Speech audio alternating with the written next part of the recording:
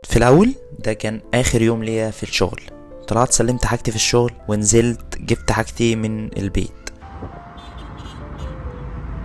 طلبت اوبر عشان اروح لاصحابي اللي هيسافروا معايا من موقف الباصات.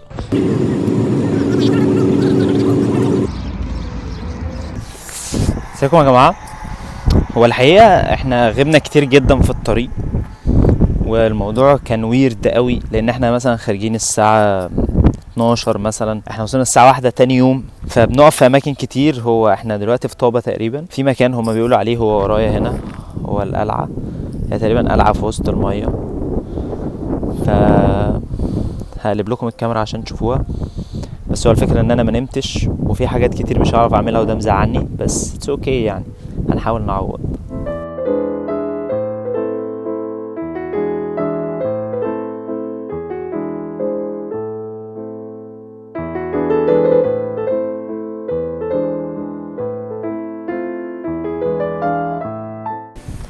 ها يا جماعة، هو انا اكشلي لسه واصل دلوقتي الكامب.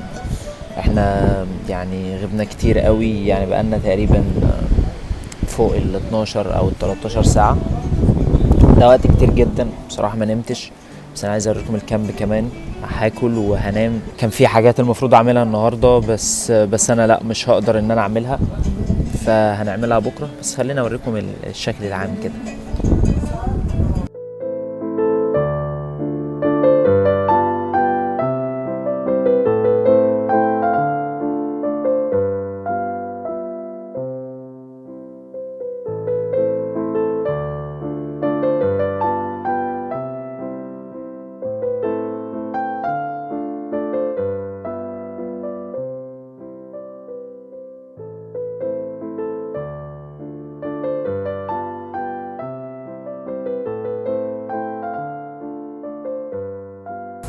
طيب يا جماعة، انا دلوقتي فطرت وقبل ما انام كده قلت اخرج اصور كده بسرعة، اصور لكم الكامب عامل ازاي والدنيا ايه.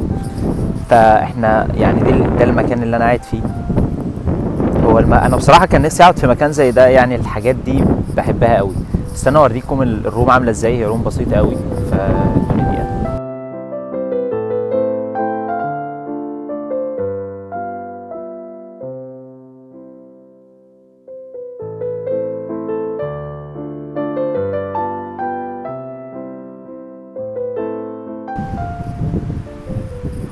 ودي الروم اللي انا قاعد فيها. هي السرير بس، يعني هي سرير بس مفيش حاجة. في الأوضة دي تقريبا كان في حد فنان قاعد بيرسم لفترة طويلة، ودي معظم الرسومات بتاعته كلها جميلة وتفاصيل حلوة قوي. فأنا اتبسطت جدا لما شفتها.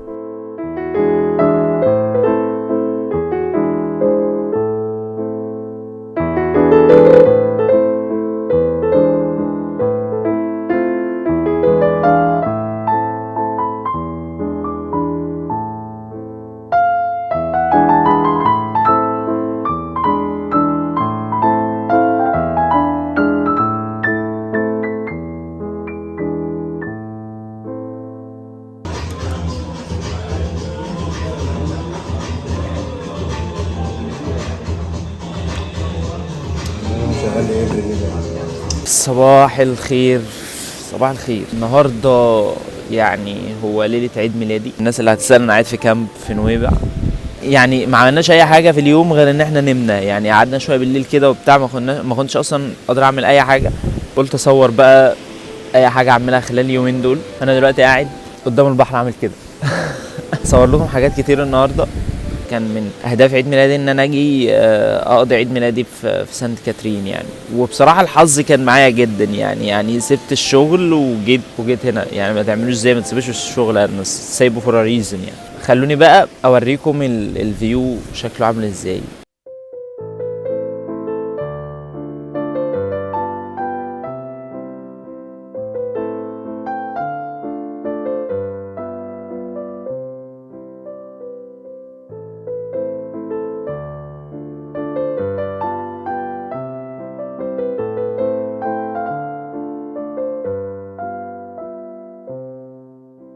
بعد كده فطرنا الفطار البسيط ده مع المنظر الجميل قوي ده، واخدنا الباص على طول.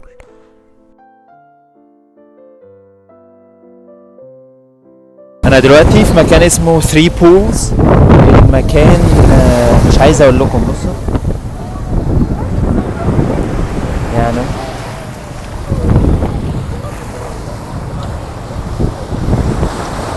يعني انا واقف في ديسك توب بصراحه.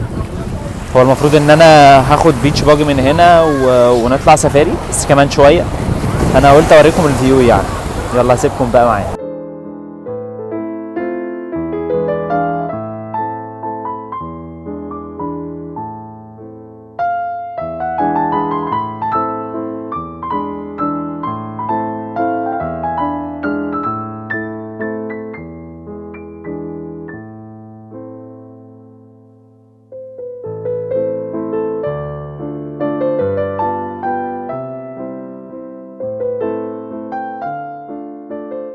خدنا طبعا البيتش باجي ده في وسط الجبال، ووصلنا واحة جميلة قوي قوي اسمها وادي جني. اخدنا طبعا اجمل صور، هتلاقوا كل الصور دي موجودة على الانستجرام. شربنا احسن كوباية شاي بدوي كده مع المنظر الجميل.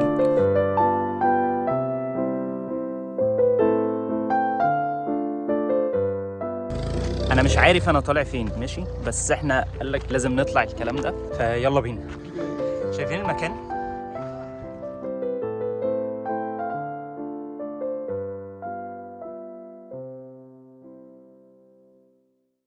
اخدنا الباص بعد كده ورحنا دهب، رحنا نشوف راس السنة فيها عاملة ازاي، رحنا نشوف صحابنا.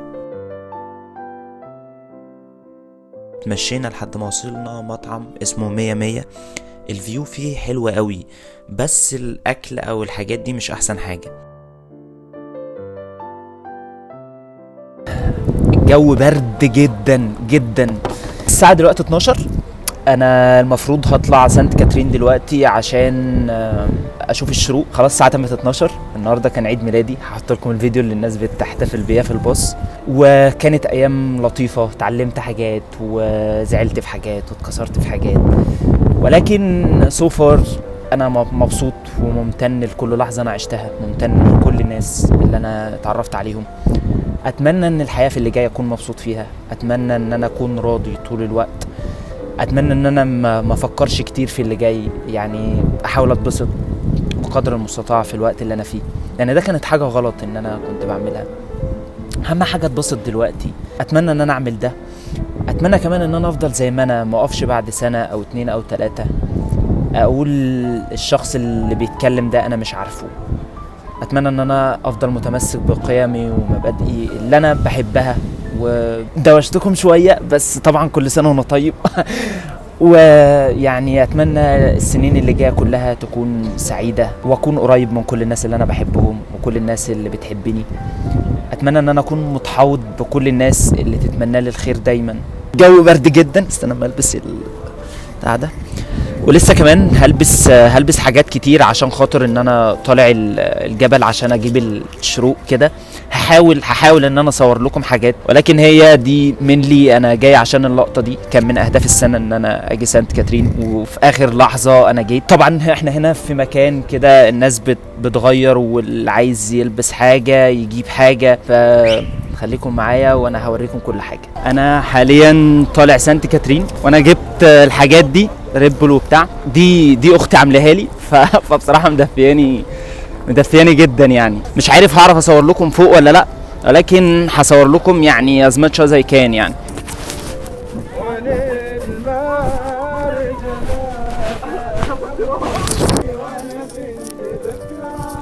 دي طبعا استراحة من الاستراحات اللي في طريقك وانت طالع. الاستراحة دي بالذات ممكن تكتب اسمك فيها او تسيب حتى اي حاجة من البلد اللي انت جاي منها. اخيرا طلعنا على الجبل، كانت لسه الشمس بتبتدي تطلع. انا سايب لكم في اللي جاي مراحل الشروق كلها بالترتيب، هتلاقوها حلوة قوي.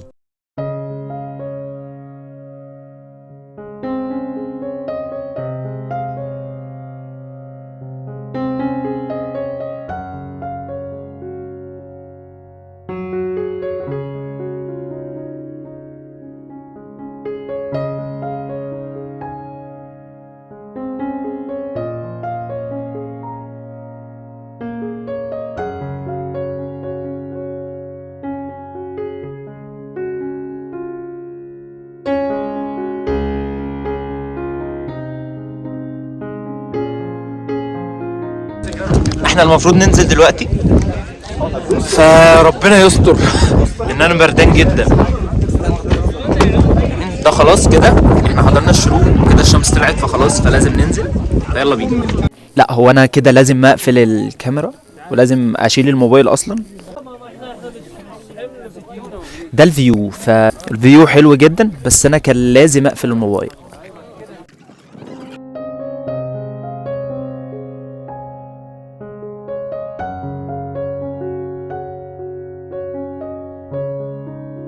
هو ده كله في النزول. احنا تقريبا انا بحاول اخد لكم يعني شطات عشوائيه كده بحيث ان انا يعني تحسوا معايا انا نازل ازاي. بصوا الجبل ده قالوا لي ان هو الجبل اللي ربنا عز وجل تجلى عليه. مش عارف هل المعلومه دي صح او غلط، ممكن تصححها لي.